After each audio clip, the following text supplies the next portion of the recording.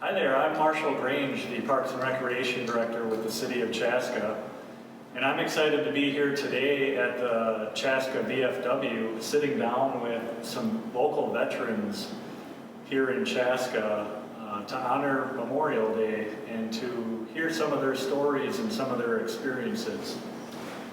So here with me right now, I've got Rich Daniels, who is the commander of the VFW here, and is also a U.S. Army Vietnam veteran. And then Maria Maldonado, who is a U.S. Air Force retiree and a Desert Storm veteran. So thank you for stopping in and taking the time to share your stories today. So maybe we can start out by telling us about your service and when you came to Chaska. If you want to start us out, Rich. Certainly. I served in the Army in Vietnam in 1967 and 1968. It was a long time ago, but it was still yesterday. I was in an intelligence group.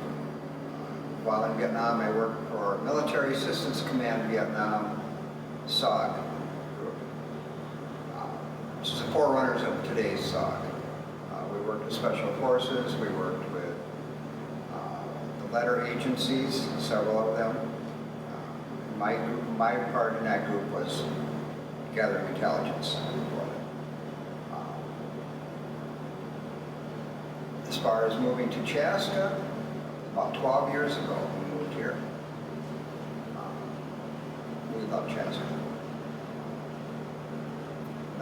Nice house, nice neighborhood. All the neighbors are friendly. I like the downtown, it's quiet. We love it here. Anyway. How will you bring it? Well, like you said, I retired from the Air Force. I'm originally from Puerto Rico. I was in the Air National Guard in Puerto Rico for approximately 2 years, a little bit over 2 years. Then I went active duty. My specialty was it's kind of a glorified diesel mechanic and electronics person. So we did power plants, generators, arresting barriers for the aircraft. I did almost 30 years between my time in the Air National Guard and the time active duty. Had 13 assignments, traveled all over the world. I was in Desert Shield, Desert Storm, provide comfort, Northern Watch, did 2 tours in Korea, Japan, all over Europe, all over the States, did Iraqi freedom, enduring freedom, you name it. I probably still have some sand in my ears from some of those places.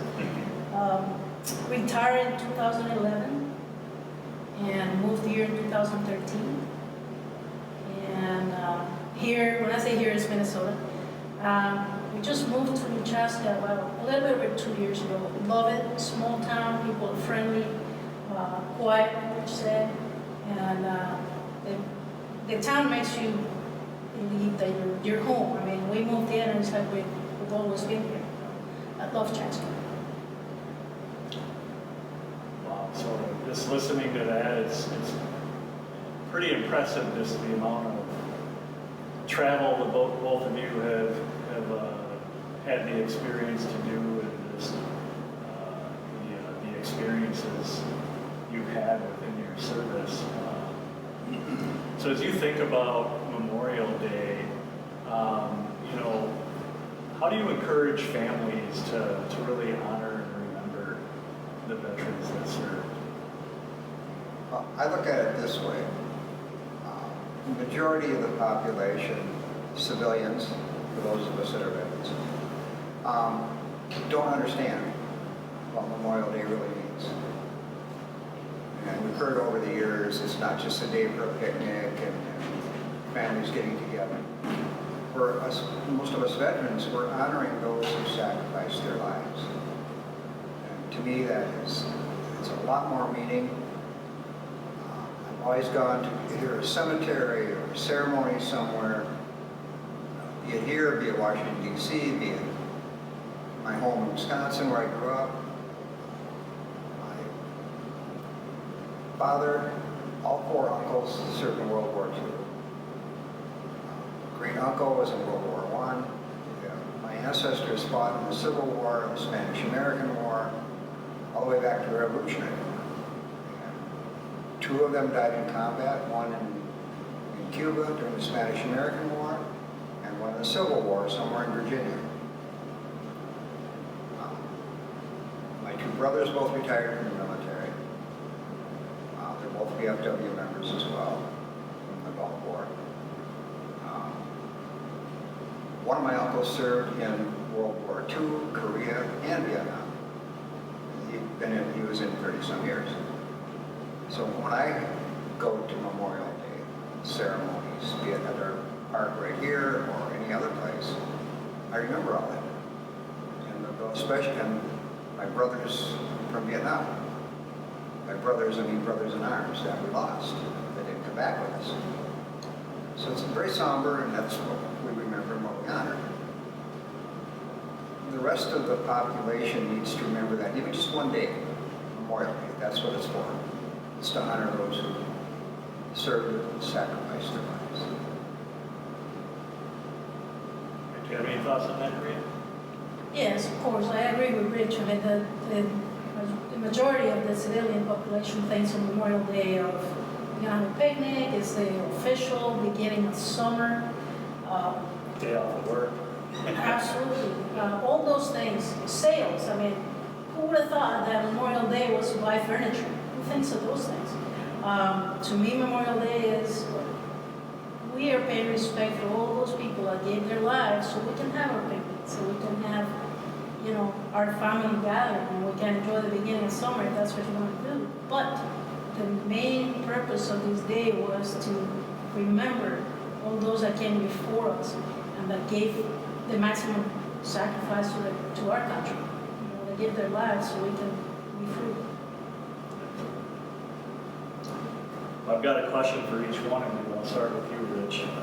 So having served overseas in Vietnam, how do your experiences affect you around Memorial Day? And what has your service helped you appreciate about our country and how we care for and honor our veterans? My experience is obviously you appreciate the sacrifice much more when you've been in combat in a war. You don't realize as a 19-year-old kid wearing a uniform and carrying a gun that what you see and what you do and what you remember will be with you forever. In some cases, I feel like I'm still a 19-year-old kid, and sometimes I realize I am my real age. But you remember. Again, that's how it has affected me for this, for Memorial Day and other. Be it Veterans Day, be it Pearl Harbor Day, you remember. As far as how we take care of and honor our veterans. Generally, it leaves a lot to be desired. A lot of veterans have been left by the wayside. There are more homeless veterans than any of their peer groups. Now, the VA hospitals, especially the one here in Minneapolis, are wonderful. They take care of us. For me, I'm 100% disabled. And all my medical care, all my mental, all the health care is through the VA system, and they're very good to us. Without them, we wouldn't have the care we need. I could expound on that for a while, but I won't. I am very happy with it. Thanks, Rich. So Maria, we've recently seen a lot of aircraft in the sky thanking our healthcare workers and emergency responders during this pandemic.